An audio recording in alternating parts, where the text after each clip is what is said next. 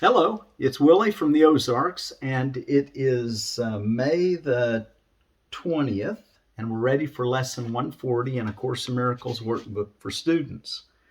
Lesson 140, only salvation can be said to cure. Only salvation can be said to cure. All right, before we read that, yesterday, how did you do? Did you do your 2 5-minute meditations? Were you sitting up when you did both of them, or did you do them laying down? How did it work for you? I don't know that there's a right or wrong way.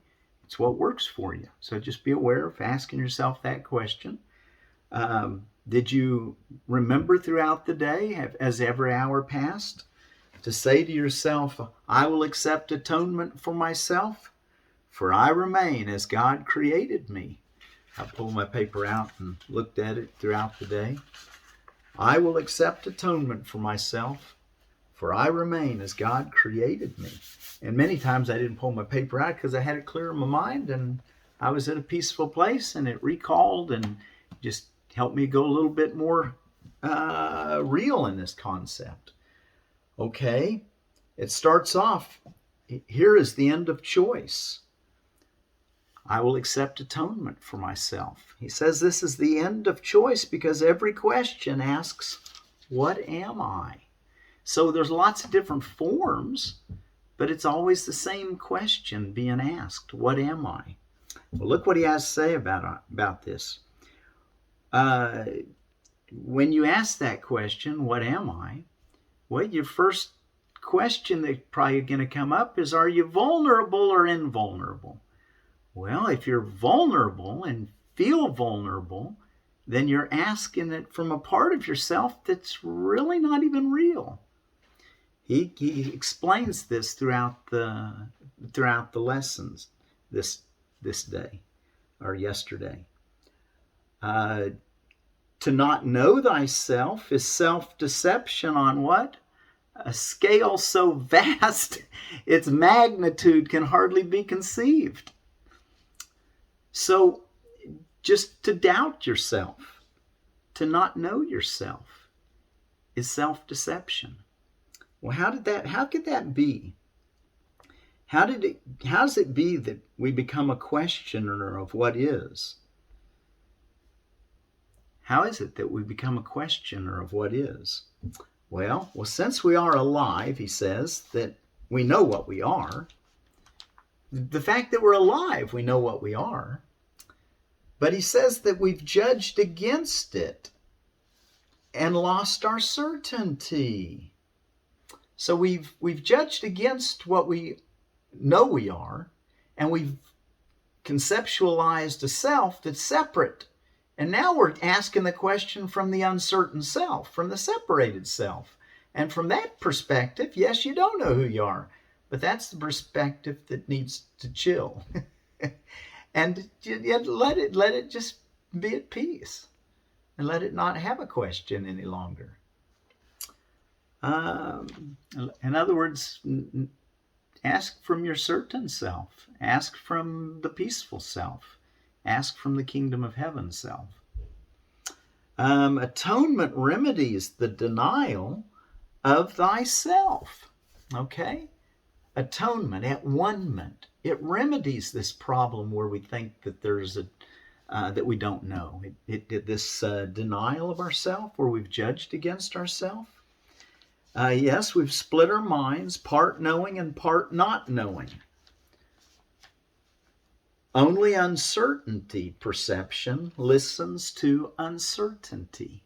Okay, so the part of you that's not knowing or uncertain, it's asking. Well, that's the part of you that does not know the truth.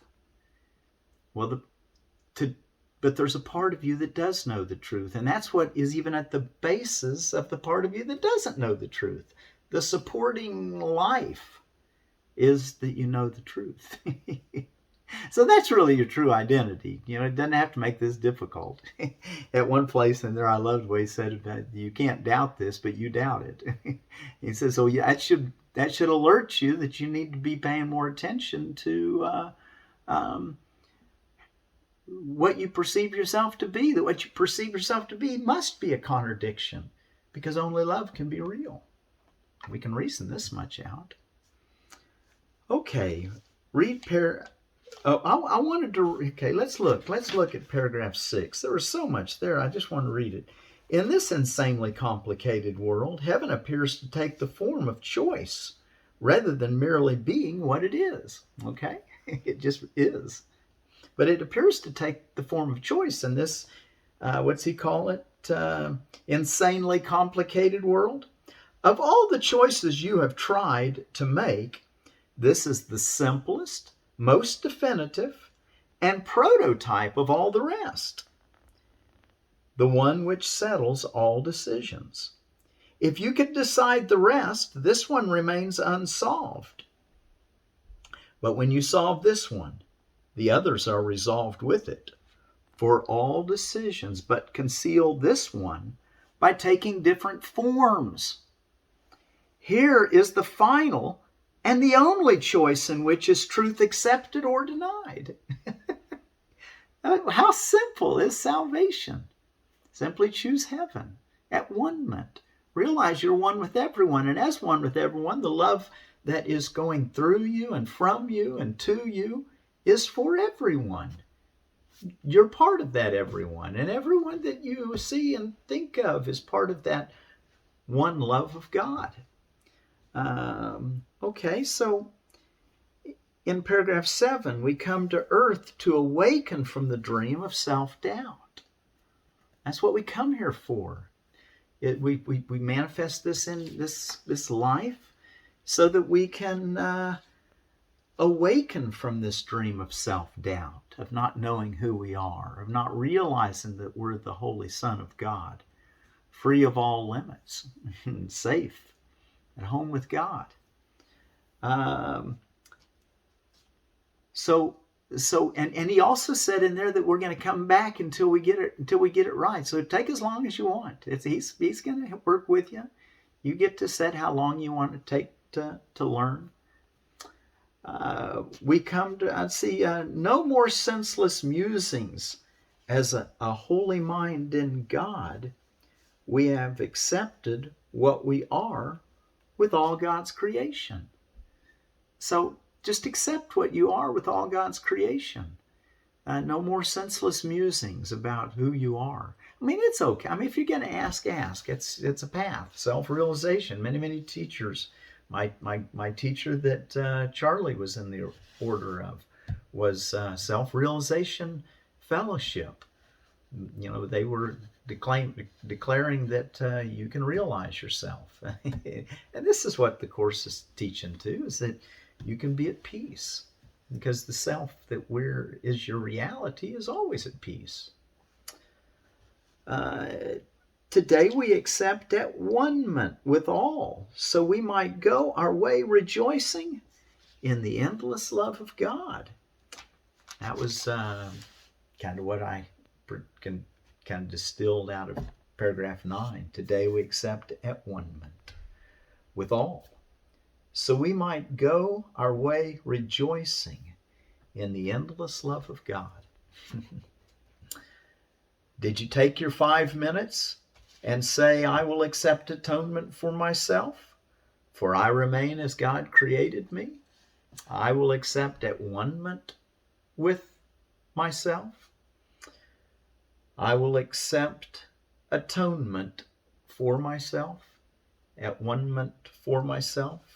Did you play with the two ideas and see how the word at one-ment fits so nicely into this concept of atonement, that's really the same thing?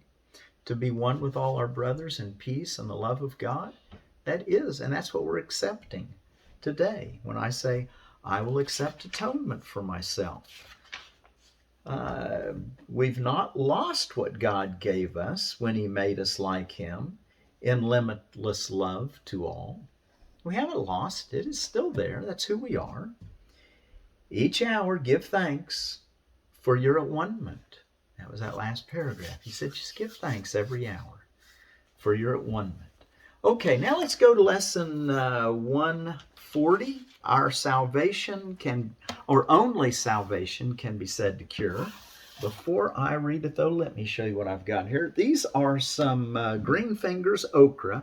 Couldn't find out whether or not they were heirloom or not, but I got them. Now listen, they came this way with 4 plants planted, but you know how big an okra plant gets. Those things way too big. I don't know why they did that. Just maybe to make you feel like you're buying more, but those are going to get too stunted. I mean, they could grow as a bush, and you could do them that way, leave a lot of room around them. But I prefer to take them apart, and there's a way to do it, and I wanted to just show you real quickly. I don't want to actually do it here.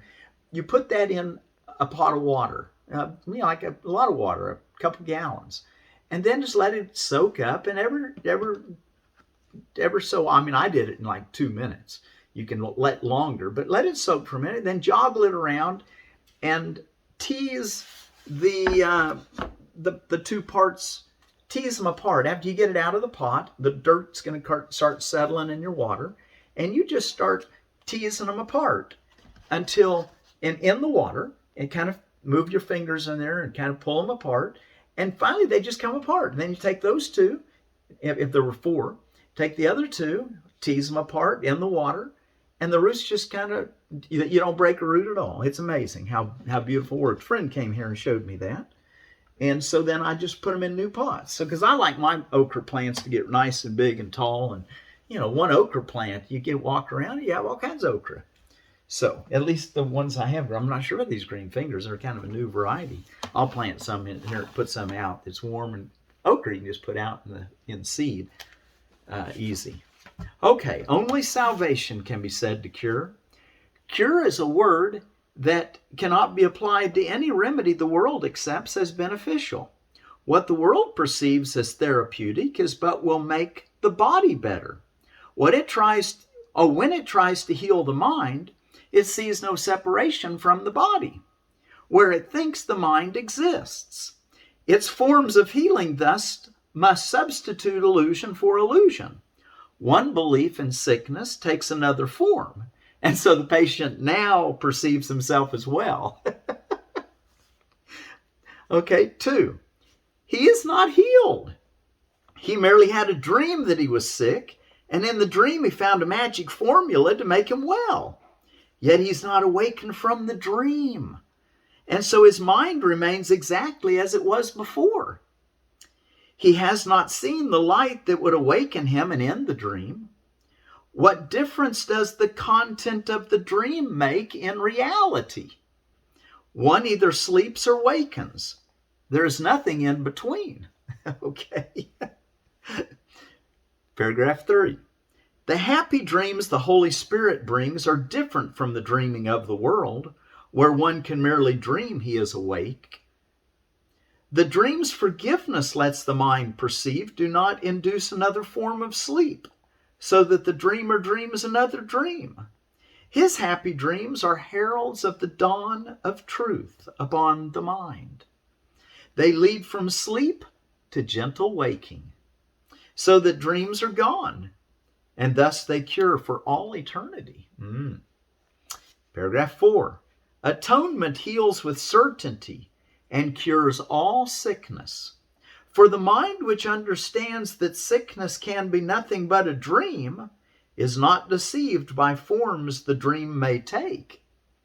Sickness where guilt is absent cannot come, for it is but another form of guilt. What? Sickness where guilt is absent cannot come, for it is but another form of guilt. Wow, sickness is a form of guilt. And if you have a perception that guilt is no more, well, then sickness doesn't enter into that dream. That's one of your gentle dreams of awakening. As you still believe in sickness, it doesn't come into certain parts of your life because you recognize that sickness is another form of guilt, and you've already let go of the idea that anyone's guilty, including yourself. So you don't need sickness. Atonement does not heal the sick, for that is not a cure. It takes away the guilt that makes the sickness possible. And that is cure indeed, for sickness now is gone with nothing left to which it can return.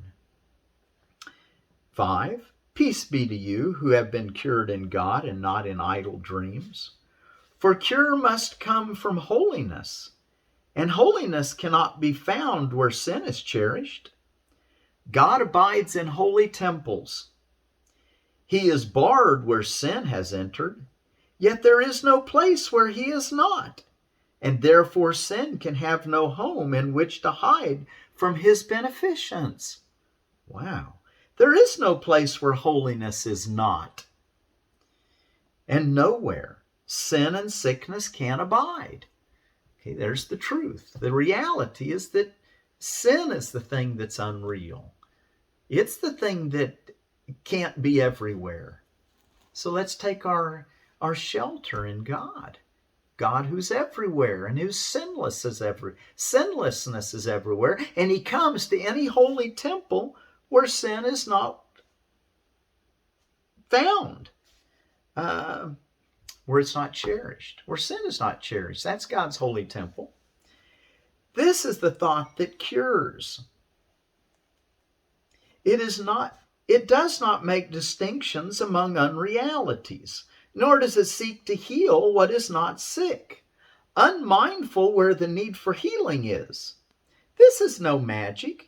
It is merely an appeal to truth which cannot fail to heal, and heal forever. It is not a thought which judges an illusion by its size, its seeming gravity, and anything that is related to the form it takes.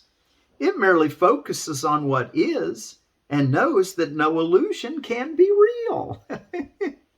Isn't this freeing? 7. Let us not try today to seek to cure what cannot suffer sickness. Healing must be sought, but where it is, and then applied to what is sick so that it can be cured. There is no remedy the world provides that can effect a change in anything. The mind that brings illusions to the truth is really changed. There is no change but this. For how can one illusion differ from another but in attributes that have no substance, no reality, no core, and nothing that is truly different? 8. Today we seek to change our minds about the source of sickness, for we seek a cure from all illusions, not another shift among them. He's saying, let's just go to the end here, guys, and have the freedom of know that you never have to be sick. Sickness has no cause. We will try today to find the source of healing, which is in our minds because our Father placed it there for us. It is not further from us than ourselves.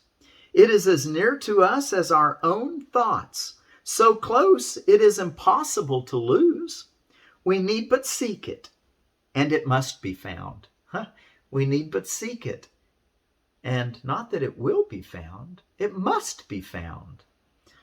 So just do the seeking. Only salvation can be said to cure. We will not be misled today by what appears to us as sick.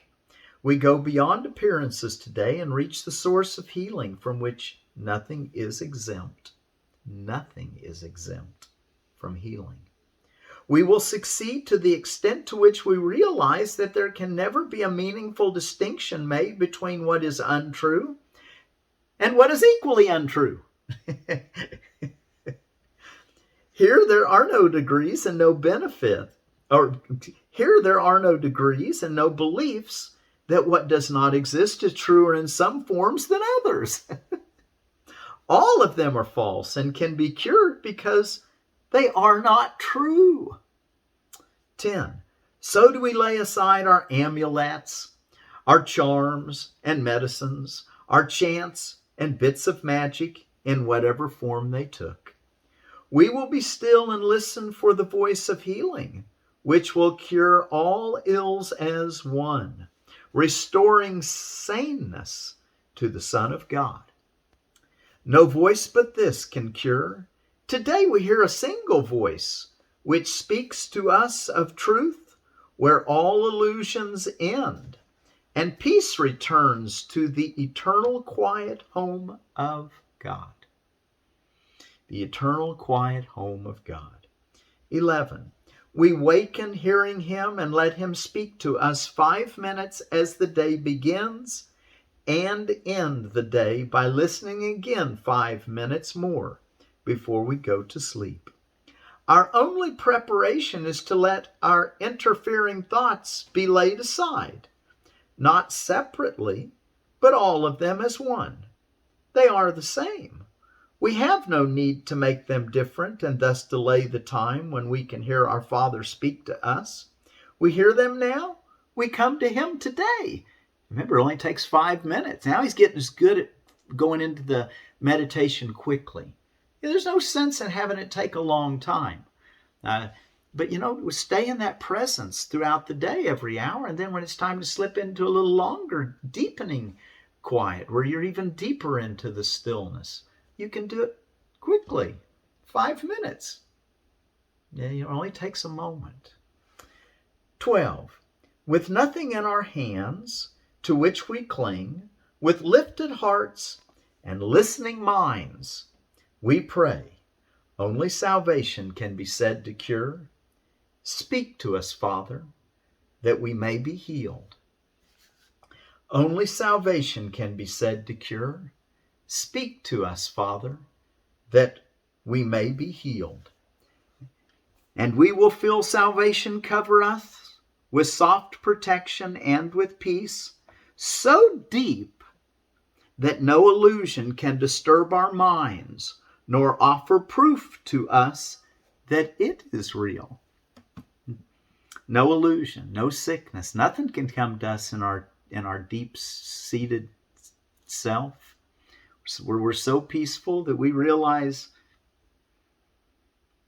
that a soft protection covers us with peace so deep that no illusion can disturb our minds, nor offer proof to us that it is real. This will we learn today. And we will say our prayer for healing hourly, and take a minute as the hour strikes to hear the answer to our prayer be given us, as we attend in silence and in joy. This is the day when healing comes to us. This is the day when separation ends, and we remember who we really are. We're going to remember who we really are. As we say, only salvation can be said to cure.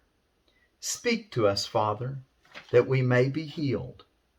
Only salvation can be said to cure.